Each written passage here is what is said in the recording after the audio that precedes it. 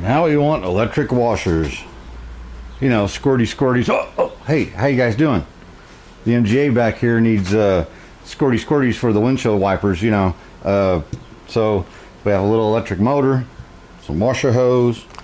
We have a switch or two, you know, push button type. And then something special that I'm going to show you later. Let's get back at it. Welcome back, Junks Automotive. Thanks for coming back. And I'm glad you guys are here to help. You know, I noticed the little electrical, little light duty things, you're all about helping. I need to get you to helping on the body work. The 57. All right, good to see you though. So, I believe not all these cars came with washers. There are holes here, and here's the little venti things, and I've cleaned them out if I remember correctly. Maybe I didn't. But normally here, this big hole would have a push button. You'd use your finger, and it would squirt. And I kind of showed the original one to Ralph, and I said, yeah, it'd be like this. And he said, yeah, I'm not doing that. Okay. So we're going to put an electric one in, which means nothing's going to be there, but I have something special to put there. I think is very interesting. But I do happen to have a hole that I did not drill, happens to be right there. So I think we can use this hole with a little electric washer motor, some hose, and I think this is like $5 for 5 switches, but we'll just use one. It's a little push button switch, and here's the original factory washer jug, so that should last a long time. You know, you fill it up, and okay. And I have a vacuum tee somewhere. I don't know what I did with it, but let me get some stuff done, and I'll show you what's up. Another little harness made. Everything's heat shrinked and soldered and crimped. So this will come right off the fuse box, but this will be mounted not too far from it. So what I'm going to do is have ignition go into this all the time. Switch will be switched on the ground side, because I have a ground terminal that, well, I've got yet to make, that'll be on the dash for another ground and another ground. So it'll be centrally located real close to where the switch mounts. And the reason I'm doing that is I feel a little bit better having a ground going across stuff than power when I can. Especially in something like this.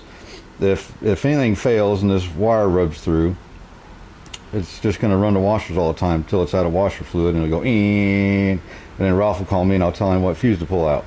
And you could really do it either way, it really doesn't matter. But I figured, well, we can just do it. Half this car is ground switch. Like the horn has power to it all the time. It has battery power to it all the time. The switch grounds it.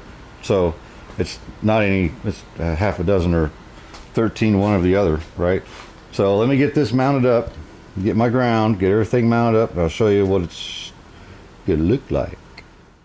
Well, it's kind of tough to see, but there's a screw. That's one of the dash braces right there. Just drilled a hole in it, cleaned the paint off, ran a screw through it, sort of self-tapped itself. Then I have, you'll see right there is one of the dash harness grounds that needed the ground to go anywhere anyway. Then our, let's see, our switch ground is right here. Now I know that's a red wire right there coming off the switch, but it is another ground. That's the ground feed to the motor that's going way over there. There's our little washer pump. This is kind of in the radio passenger side area. That way if there's a leak, it just leaks on Ralph's girlfriend's foot. You know, it'll be down here in her high heels or something. Tennis shoes, I don't know. It's hard to say. But there's the pump. Got her wired up. Our red wires going to the box. Got wires going to the switch. And the hoses. There's a hose there. Where's it at? Right there. Comes from the reservoir. Then it goes up to, it's really hard to see. You might be able to see, oh, there it is. The little white vacuum tee. Well, it feeds this side and then goes across and feeds the other side. Oh. And here's our little reservoir. I have water in it because I have a couple gallons of washer fluid that I cannot find, so I'll have to remember to put washer fluid in there. But yeah, it just sucks it right out there and it's squirty. Now all I gotta do is test it out. But no, wait. I haven't tightened that ground up yet. Let's go ahead and put that special little thing in right there. Know what that is? Of course, it's got the little USB on it, so a couple of USB charge ports. But the neat thing about it is you turn the key on, we got a voltmeter. You know, there's not a voltmeter here anywhere. Now we have a little incognito one, and there's a radio going. Need an antenna. It's on the way.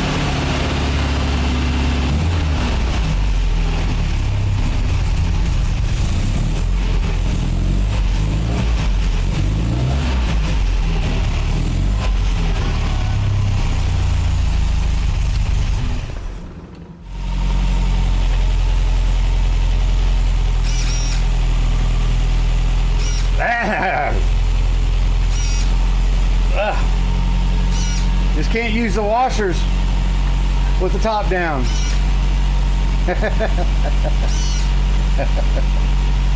They work. Maybe I can aim them a little bit.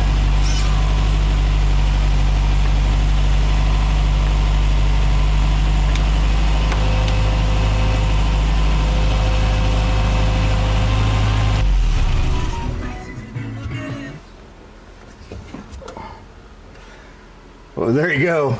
You know, we could add a few more things, but I wouldn't advise adding too much to this little car. But they don't even have fog lights yet, and it's supposed to, you know, they could have fog lights. So whatever.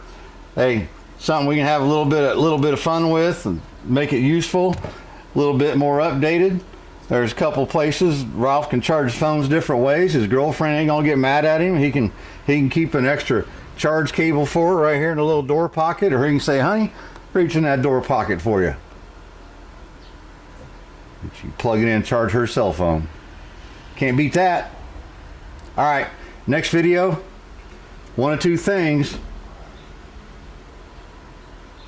little bit of maintenance, run over the valves, get them readjusted, just because, you know, there's a couple little doodads we can put on, and we have confirmation that my piece over here from Cecilia at the Scarborough Fair has finally sent it to me, on its way. So we'll see what happens on the next one. Remember, any of this was easy, everybody be doing it. Cheers. We'll see you guys on the next one. I'm gonna have to bolt that steering wheel on eventually.